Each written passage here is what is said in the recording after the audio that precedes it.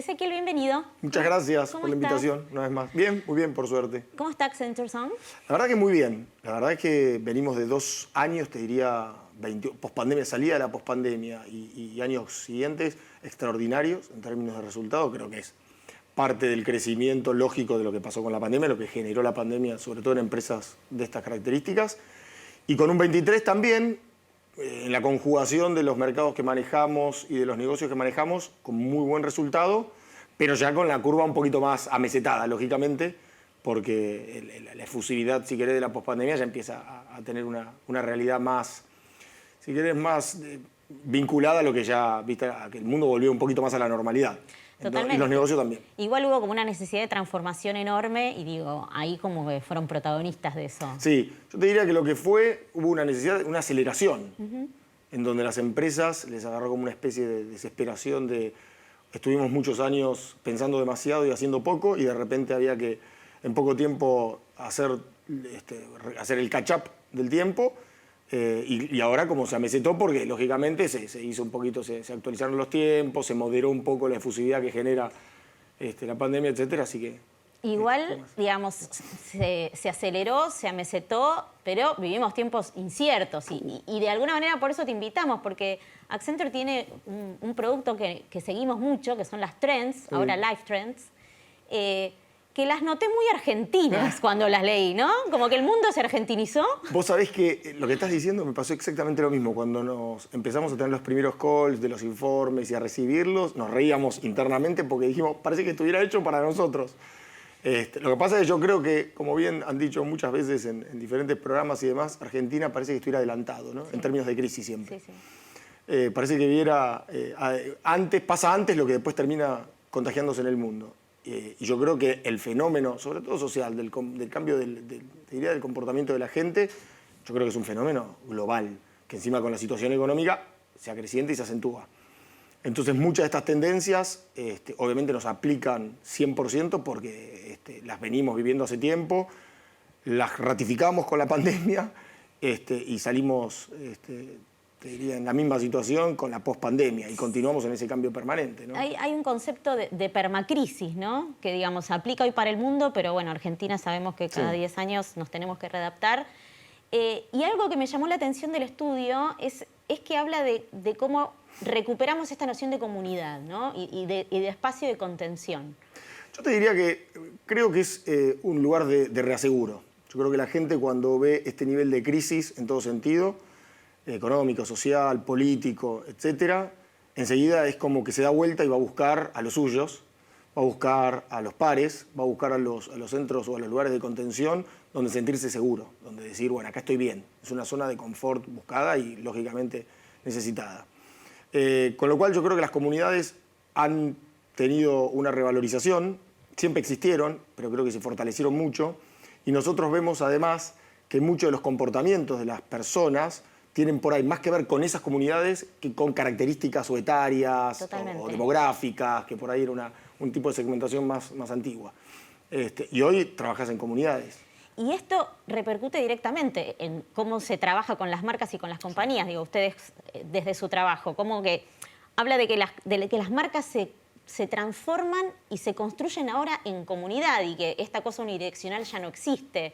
¿Cómo lo ves que se aplica al trabajo de ustedes? Nosotros tenemos una orientación que la sostenemos y la defendemos y casi te diría que es cross industrias y te diría que es una mirada casi global, situación en la política que estamos actualmente, estamos en época de elecciones, etcétera.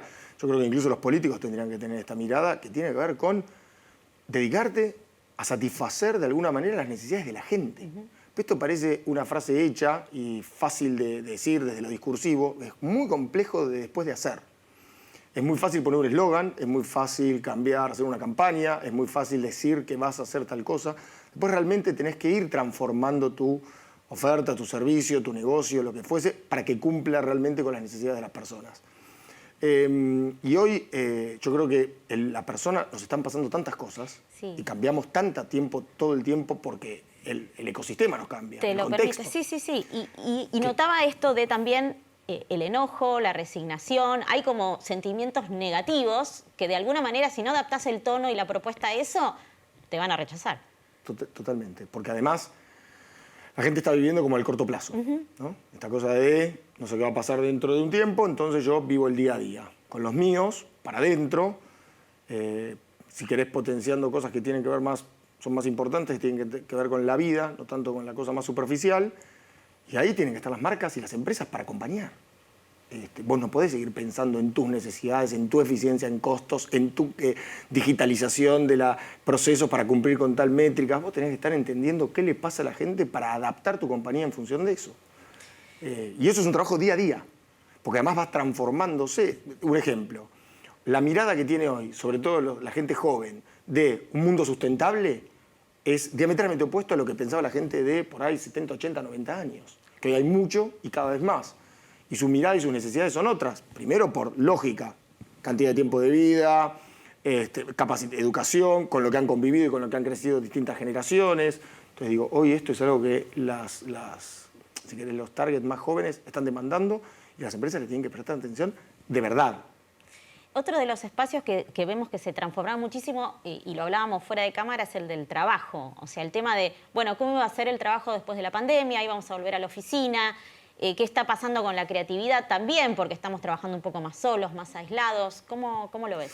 Mira, yo creo que, creo que lo he dicho, y no sé si no lo he dicho acá hablando con Carlos en algún momento, yo creo que estas crisis, que fueron, la verdad que transformadoras en muchos aspectos, que parecía que iban a desaparecer las oficinas y la gente iba a querer quedarse en las casas y demás, nosotros ya al día de hoy, pasado un tiempo largo, estamos viendo, ya ni siquiera te diría un regreso a las oficinas, estamos viendo ya gente que quiere ir a las oficinas y necesita y quiere volver a la vida de antes. No tanto por el hecho de la oficina en sí, sino por lo que representa para la vida del día a día tuyo, estar con gente, aprender, capacitarte, compartir, etc. No nos olvidemos que hay mucha gente, sobre todo gente joven, que vive sola o que vive en un departamento chico, que necesita salir, que necesita compartir. Al fin y al cabo, somos a partir de lo que podemos sociabilizar. Con lo cual, nosotros vemos una vuelta a la vida, te diría, anterior bastante importante. Por supuesto que la posibilidad de trabajar online o desde tu casa te da un valor adicional, que vos podés organizarte, podés hacerlo, podés un poco organizar y estructurar tu semana en función de ir y venir de la oficina, pero no creemos para nada de que haya una desaparición de las oficinas o del lugar de trabajo y lo que representa. No podemos hablar de tendencias sin mencionar inteligencia artificial, que es titular de todos lados, y un poco lo que el estudio contaba era este lugar de copiloto con la creatividad que iba encontrando la inteligencia artificial. ¿Lo ves realmente así? ¿Y cómo ves a las empresas que están activas, están reactivas? Yo creo que las empresas están muy activas.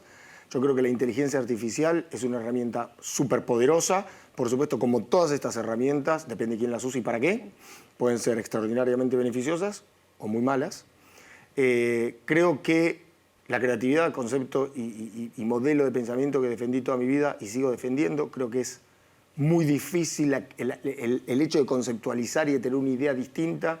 Yo creo que es muy difícil de reemplazar y va a ser siempre muy difícil de reemplazar. Digo, el argumento de un libro, una idea llevada para una campaña, una obra de teatro, digo, la creatividad llevada, incluso la solución para un negocio. Yo creo que va a ser muy difícil que la inteligencia artificial la reemplace.